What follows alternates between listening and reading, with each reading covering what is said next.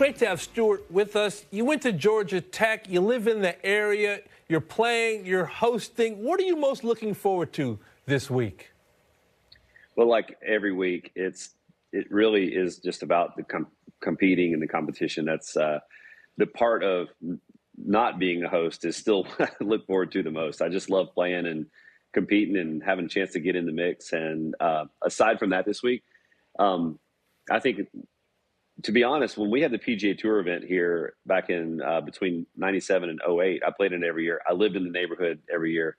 And I didn't have the best attitude about the tournament back in those days. I just I saw it as a little bit of like all the extracurricular activities I was doing was a little bit of a burden, I felt like at the time. And I was totally wrong about that. And I regret it. So I'm using this, hopefully, this new hosting situation as a way to sort of have a second chance, a mulligan on that. And so I've had a lot better attitude, and I'm in a different place in my life and my career. So it's just a lot of fun and an honor to be able to do it.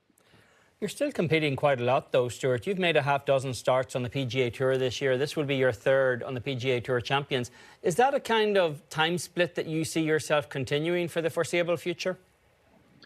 I haven't really thought too much about that specifically, but the way it's worked out so far this year, I would see it continuing, yes. I'm, as of now, not in the signature events, and I'm only in the Open Championship as far as being exempt.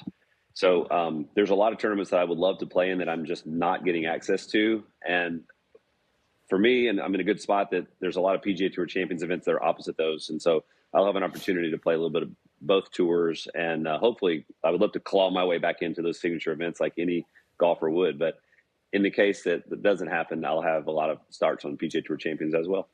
Very few golfers are happy with their game. Maybe Scotty and Nelly. You know, you played well at Sony. Saw it, Valspar, Valero. What's the state of Stewart Cink's game, age 50? Age almost 51. I'll be 51 in a few weeks. But no, I appreciate you noticing. I've had some good flashes this year, and I've made some pretty significant changes.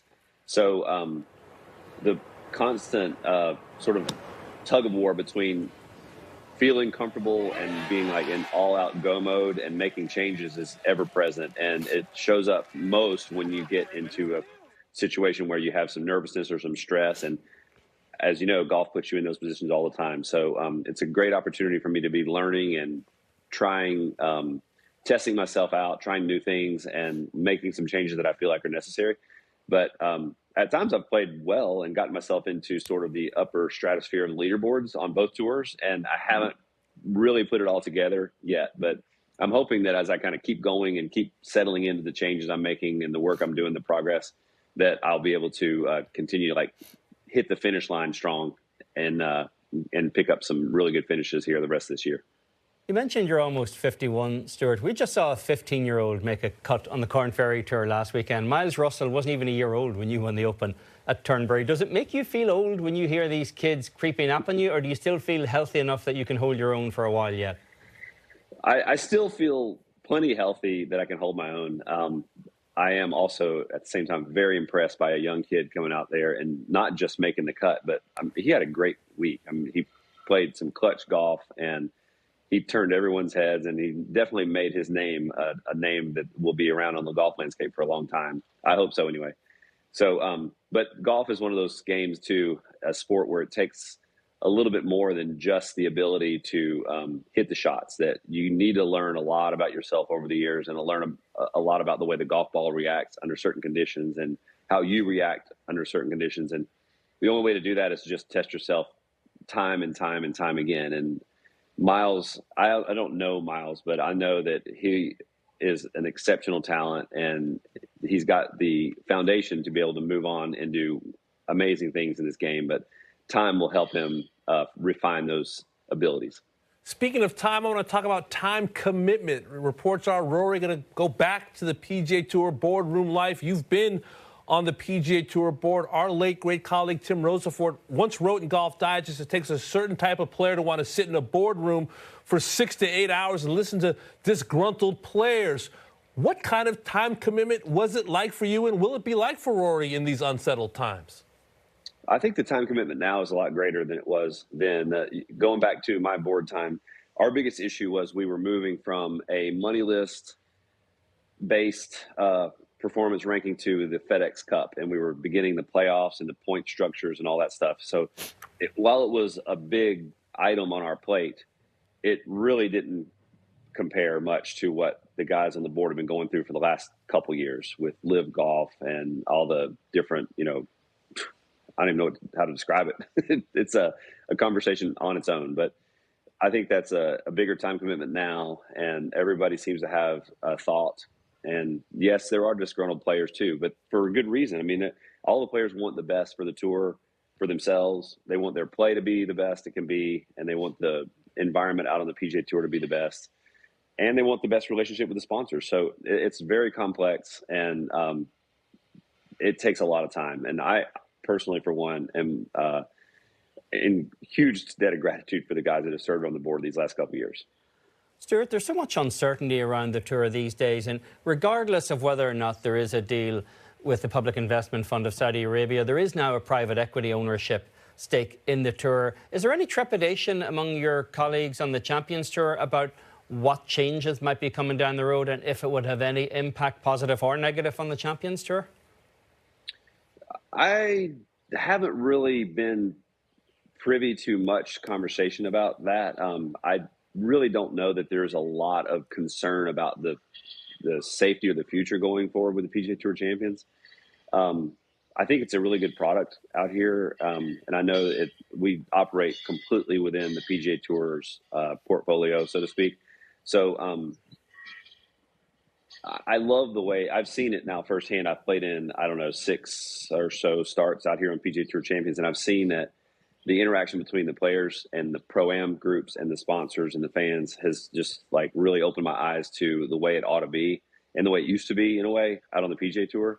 And so I think that's a really valuable asset that PGA Tour Champions has, that it's a much more personal interaction. And I'm not going to paint it in a light that it's not. It's a smaller situation out here than the PGA Tour has become. There's no question about that. But for a player my age and older, 50 and older, it's a really great way to sort of extend your career at the end of your competitive days on the PGA Tour. It feels the same when you get in contention out here as it does anywhere else. And that's what we all love and we all hope for at the beginning of every week. But along the way, we're going to the Pro-Am draw parties. We're having dinner with each other and getting to know sponsors and tournament officials by first name. And that's just something that is kind of a missing piece on the PGA Tour over the years that I've noticed. Tomorrow's a big day in terms of the new makeup of the PGA Tour. Jay Monaghan's going to inform all of the players what the dollar value is right now of the equity grants that are being given in PGA Tour Enterprises, the new for-profit face of the tour. You're probably going to be one of those guys, since you've had quite a stout record over the last 5 years, including a couple of wins. Is that of interest to you, or is it a talking point among tour players right now in terms of what this is and what might be expected of players as they begin to sell the product over the following few years? Interesting question, and because it's not been a talking point among players, and I am very surprised about that, because I also, to address the first part of your question, yes, it's of very high interest to me, and I'm sure I speak for every player when I say it. They're all interested, and I'm sure they've probably all gone and done their own little calculations, just like I have, and tried to figure out where the heck am I going to fall on this thing. But it's something that players haven't really talked to each other about, at least not in my groups. Now, it could be that players, like with their closest pals, are talking to each other, but it's kind of been a private thing. I think it's out here, the culture of players is that you don't really talk much about finances. I mean, you don't talk that much about, oh, I finished third last week and made X amount of dollars. It's just not really a topic, especially since we are more geared towards points now in the way we're compared to our peers than back in my early days when it was all money list. So it's not been that big of a topic. I know it's an important topic, but players just aren't discussing it out here that much among themselves. I think that's more of a conversation they're having with their financial teams and their families at home, maybe than their peers out here. Well, sitting out there on that veranda, it must feel like life full circle for you. You're hosting, you're a major champ, Georgia Tech Yellow Jacket. Wife Lisa with you this week as host. What are you most looking forward to? I think it's reconnecting with the fan base that I have, and I mean, it's a gray area between who's a fan and who's a friend. I've got a lot of friends in this neighborhood. We lived here for over 20 years in the neighborhood right here at TPC Sugarloaf. So this is still, even though we don't live here in this neighborhood anymore, it's still like my sort of de facto home base in Atlanta. That I still have the most ties in this Gwinnett County. It's like a 1 million person suburban county in Atlanta. This is where my de facto home is. So I see a lot of familiar faces. I know I've got tremendous support out there, and I haven't played an event here since 2008. So it's been quite a long time, and I get to rekindle some of the relationship I have with the people out here, and some are friends, some are fans, some are both, but it's going to be a good time. Looks like a bluebird day, Stewart. Enjoy it. Always appreciate your time. We'll speak to you soon.